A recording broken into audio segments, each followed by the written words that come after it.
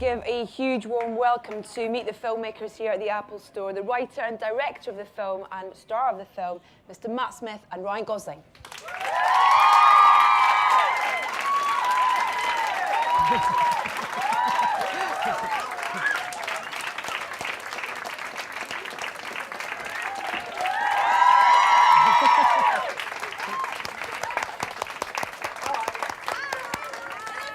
Please sit. Welcome, gents. Thank you. Hi. Congratulations, first of all. Your first film, directing and writing. Yeah. I guess, if you don't mind, we start, Matt, with Ryan and find out about the seed of this film. Where did the seed for this idea come from, for this story, first of all? I thought we'd have hand mics. Yeah, you can pretend if you want. It makes it hard to kind of drop the mic. The seed of it came from, I had an opportunity to work in Detroit, and you know, I'm from Canada. Let's just get that out of the way right away.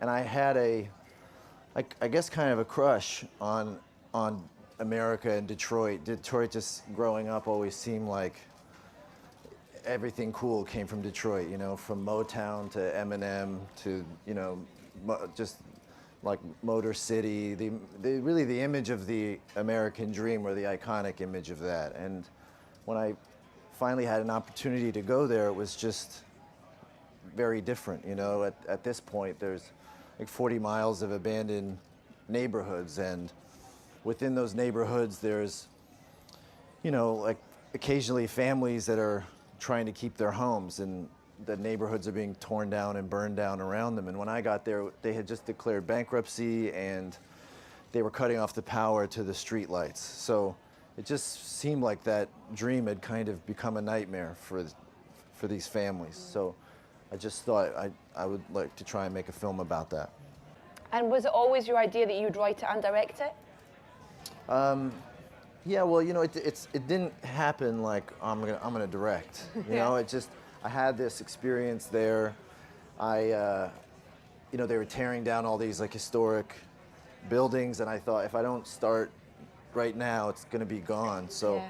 I got a Red camera, and I just, over the course of a year, sort of went there and just, when I had time, started filming. And it was, suddenly I was making the movie, and then, you know, and then I wrote the script, and I had footage that I could use in the film, and then, you know, I was lucky enough to get like my favorite actors on board, and then we got some money, and then we were making it. So it happened in a sort of a pretty natural way. And then you're here talking about it. Now we're here at the Apple Store talking about it. Matt, can I ask you, what was your reaction when you first read the script? Is that I want to do it. It was immediately. It was like, I want to do this film. And actually, I was meant to fly back from New York, and then I got a phone call saying that Ryan was going to come over and meet me. And I remember waiting in the in like the waiting room in New York for the meeting, and Ryan walked in and was like, "Hey, Matt." I was like, "Shit, Ryan knows my name." And then we had the best audition that I've ever had, and we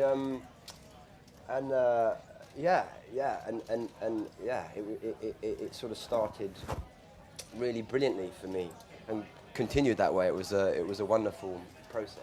I came out of the film with so many questions, and whilst you're watching the film, there's your kind of brains kind of trying to dissect things the whole way through. And one of the things that I kept thinking about once I left the cinema was Bully's backstory and how he came to be who he is in the film. Was that something you guys talked about and kind of worked out in terms of getting there as the character for when you started rolling?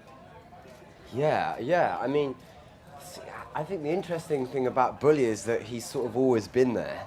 He's always been drifting, and we kind of came across this, you know, it was a really interesting process. There was, all the actors were on the same page, and we worked with this really interesting lady called Greta.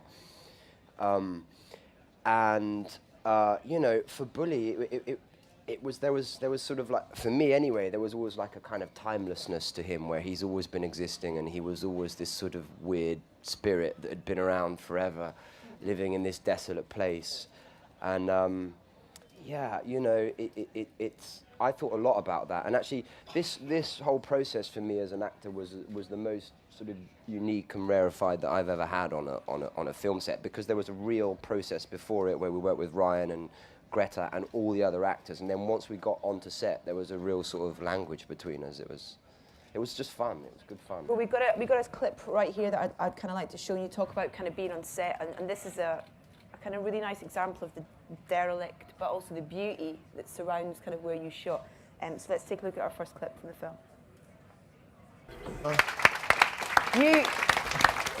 You're terrifying. Oh, thank you, Edith.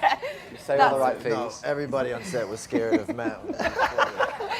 Yeah, I it's a was too, scare-off I didn't between him know. and Ben Mendelsohn, though. But also as like a first-time director, you know, it's like working with Matt. It's sort of like never shooting a gun and someone handing you a machine gun. You know, it was just like you came to set locked and loaded, and it was so intense, and it was really amazing. Well, I want to ask what that experience was like for you, because obviously you're coming to this with an amazing kind of back catalogue experience as an actor, and then you're directing actors. So did that experience help, and how did you feel kind of being the boss and kind of, you know, telling these guys what you wanted and what you expected? And Well, you know, I kind of felt like, what's George Clooney's character in Ocean's 11? Or whatever, Ocean. You know, you get to like pick like people who are the best at what they do. You know, you get to everyone's like the best in their field. You know, it felt like that. It just felt like they were all people that I had either worked with and just loved or admired. You know, Matt was somebody that one day I was watching TV and Doctor Who came on, and he was doing this scene. It's amazing. And he was doing this scene where he was like yelling at these alien spaceships with a microphone, and he was just doing it like a boss, you know? It's just like crushing it. And I remember thinking, like, as an actor, that I know that is a really, really hard scene to do, because I'm pretty sure those spaceships weren't there on the day. But he was so convincing and so good, and he's so unique. You know, there's nobody like Matt. You know, he just feels like those actors in the '70s to me. You know, they're just like they're their own thing.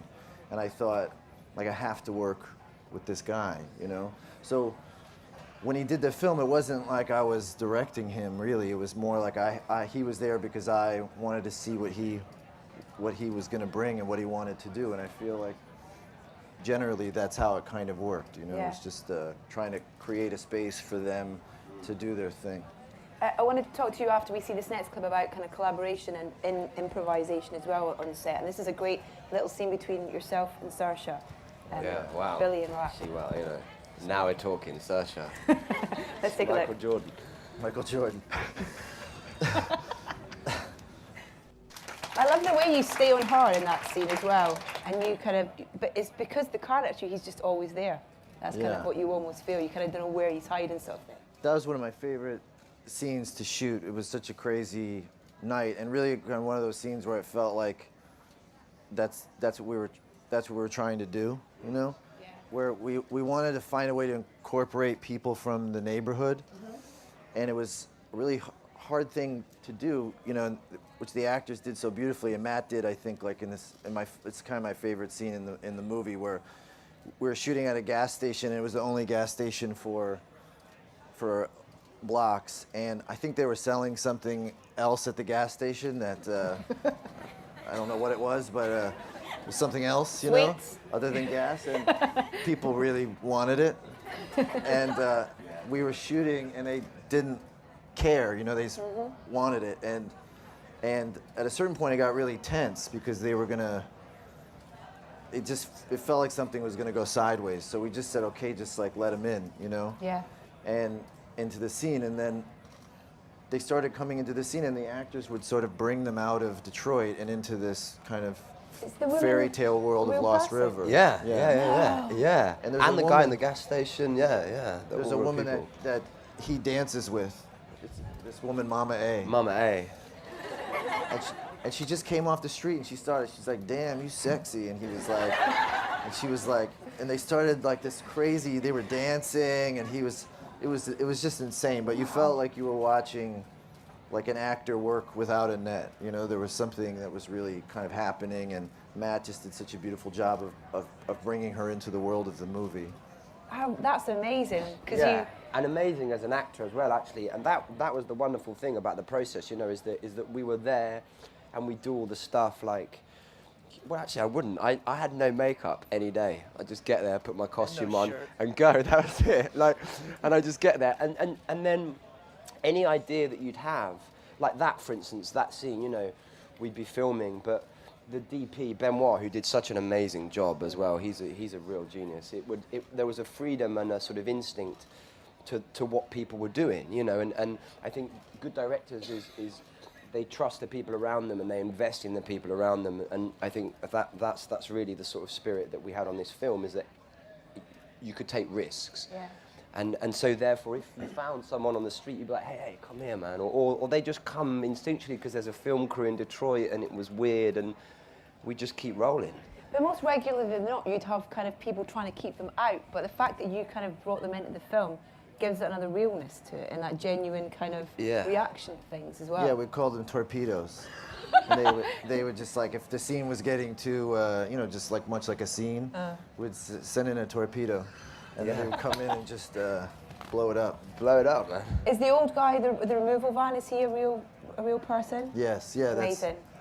There's a, he's one of the, basically like a real version of what the characters are in the movie, where he grew up on that street and he's the last one there. So it's like, he's the only person left for like 5 blocks. And we're really lucky to get to do a scene with him. Let's have a clip that show a couple of paid, proper cast members, not off the street. This is the brilliant Christina Hendricks and Ben Mendelsohn. Oh! There's so much about that. I mean, when I watched it, I was looking at every detail, at the mug with the dollar on it, and then when you cut to that scene of him coming in, you're kind of really messes with your head because it's slightly, and then he just completely messes with your head, totally. Ben is like he's like a human ice cream truck, you know. When he comes around, everybody just lights up, you know. I worked with him on this film, A Place Beyond the Pines, and he would come to set with a boombox and he'd be playing 2 Live Crew, but singing it like he was Al Jolson, you know. And he just like, he's just got a magic to him, you know. How much of that scene was scripted? I think most of it was, but you know, Ben likes to improvise, and you want him to, you know. Yeah. He does like that sort of stuff. Was that his idea? Was it? Yeah. Oh my God! You're kind of is he taking the mick, or is he you know? And obviously, you find out a bit more going on in the film, sort of thing. It becomes a bit more. But yeah, that was his idea. It was, and he also, like, one of the best things too is he does this terrifying dance number at the end of the movie, which I didn't know he was going to do, and it was like a scene where something like very scary had to happen, but I didn't want to know what it was, and I said, I'm just going to set up the camera and you do what you want to do. And then he came in and with his iPad, and he pressed play, and it was this song by Kendrick Lamar, like Bad Bitches. Yeah. Can I say that? And he started doing this terrifying dance routine, and it just kind of melted all of our faces off. Yeah, I can confirm that it is absolutely terrifying. I mean, there's so much to the film and that scene as well. You almost, when you see that scene stand alone, the colorscape to it's so different to other parts of the film. It almost felt for me that kind of emotions had different colors to them in a way, that kind of helped you get in at the frame of mind as an audience member as to where you should be going with it. Was that a conscious thing? Is that, or am I kind of? Yeah, well, we were trying to, with the film, make it blur the line between the fantasy and the reality. When you're in these neighborhoods, it's very real, but it's very surreal at the same time. And it was, you know, part of the reason why we tried to tell it in a fairy tale format was to try and find a way to tap into that surreal feeling, because if it were just sort of be trying to deal with the reality of it, you know, you wouldn't get the whole spectrum of it. So we thought like that we needed to add like a color that would be, you know, specific to the world, and I think we're all Purple Rain fans, and we just said let's go for purple, and that became the color of the film. Yeah, that pink in the corridor as well. When you go down, it's kind of like But what's really interesting about it is that, like, them, for instance, that first shot feels like 2000. It's like at times to me it feels like a science fiction movie. Like there's shots in it where, you know, like that, you're like, it feels like you're in a completely alien world. And like that scene, for instance, where they come down in the corridor, it could be straight out of a sort of science fiction movie, which I've, you know, I like science fiction. So Correct me if I'm wrong, but I think you said that you drew a bit of inspiration from 80s family fantasy films. Yeah. That you kind of remember watching as a kid. That was inspirational for you. Yeah, when I sent the script to my composer, Johnny Jewell, he read it, he just sent me a text a few hours later. It said, "Dark Goonies, cool." And I thought, yeah, okay, Yeah, man. like he gets it. You know, it was like we were trying to do our version of Goonies or Secret of Nim or like those early Spielberg Amblin films, but sort of, you know, by way of like how we feel about movies now. But you Yeah. know, so those 80s films were a big inspiration for sure. Can we mention Ian as well, Yes, who is brilliant in the film as Bones? He's just Scottish. Yeah, obviously. Yeah. So, thank you. My pleasure. Thank you for that. Absolutely my pleasure. What was it about him? Why was he right for this? And I mean, yeah, why Ian? Ian's like, you know, he's tough as nails. You know, he's crazy. He's like, you know, he doesn't seem like it, but he is. He's just so. You know, for instance, like a way that some people make money in Detroit is they strip these abandoned buildings of all of their copper, and it's quite dangerous. But that's what the main character in the film does for money. And Ian moved to Detroit a month earlier, and he just stripped copper. And Wow. he, you know, walked every block of these really dangerous neighborhoods, and he just lived it, you know, and he totally immersed himself in it, and he really became this character. So he brought a level of authenticity to it that I don't think a lot of people would have had the guts to do. Yeah, you know? you really believe him on all levels. Right, we've got time for a few questions from our audience. Just a few, I'm afraid. Okay, I'm going to start with the lady there with the flowery dress on. Is it flowery? Sorry, I don't have my glasses on. And you are a lady, sorry. Yeah. Thank you. As an actor myself, I'm inspired by both of your work, and I always have been. So I'm just wondering how you got to where you are in both of your careers at such a young age, and what advice you might have for someone trying to follow in your footsteps. Well, Matt. I'm not that young. Age slowly wearing me down. No, I was a sportsman, weirdly enough, and I was lucky. I had a really wonderful teacher called Mr. Hardingham who sort of encouraged me into this thing called the National Youth Theatre. How old are you, if you don't mind me asking? 21. So you should maybe like apply to it. It's a really good thing, and yeah, and you go in the summer and you do a course, and then you do a play, and then yeah. But I did it quite late on. I sort of fell into acting really, and here I am. But I think read as many plays as you can, as many films, go and see as many things as you can.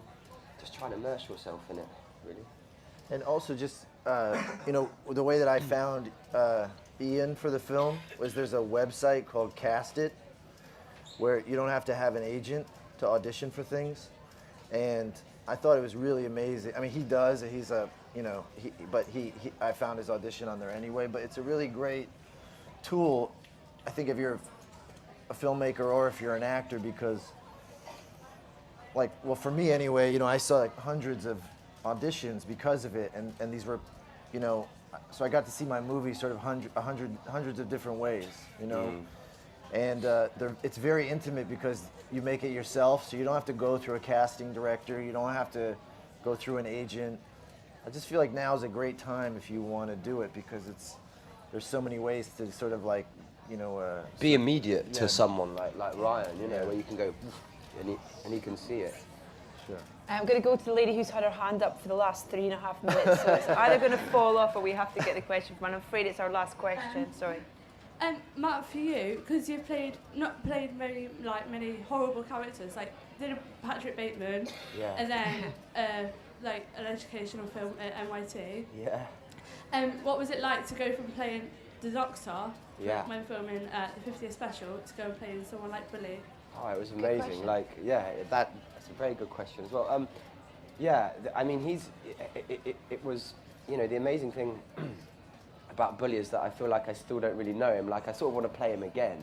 Do you know what I mean? But it was wonderful, really, because there was a sort of, there was a chaos and a madness. And I read a book called The Far Side of Madness when I got this part. And it was all about the Messiah complex, and it was all about, weirdly, there's loads in it about copper, which I never told you, yeah, which I found in Detroit at that amazing bookstore, which was next to... the best bookstore I've ever been to.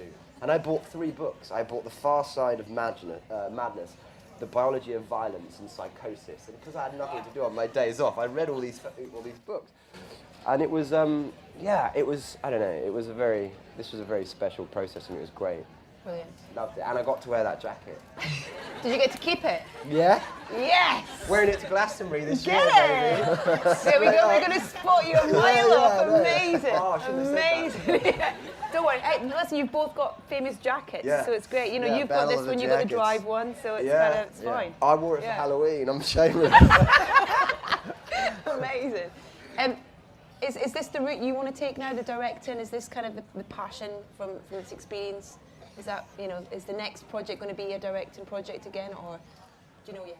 I don't know. I loved it, and you know, I feel like, you know, you don't really know how to make a movie until you make one, and so now I feel like I learned so much from doing it. I'm anxious to get back in and, you know, try and apply that. But it's also, you know, I always admired, you know, guys that were able to do both, and I feel like they help each other out. You know, I feel like doing it helped me understand sort of what my role as an actor was in a film, and I think it's nice. Have you worked with directors that have acted? Yeah. Or Yeah, it's well, nice when actually, just you, really. well, that's You've the directed problem. too, though. It's like Yeah. nice. It's nice if they take acting classes or something. You know, Yeah, if they it- know a little yeah. bit about what it's Yeah. like. So, I think they help one another. Yeah. Anyway, it's good job security, you know, because if they don't want to hire me anymore, I'll just hire myself. Yeah. Well, listen, congratulations on this. Lost River is out in cinemas on Friday and on demand and on iTunes. Matt and Ryan, thank you so much. Thank you. Thank you so very much. much. Thank you, Thank guys. you. Thank you, guys. Nice one, man. Thanks for coming.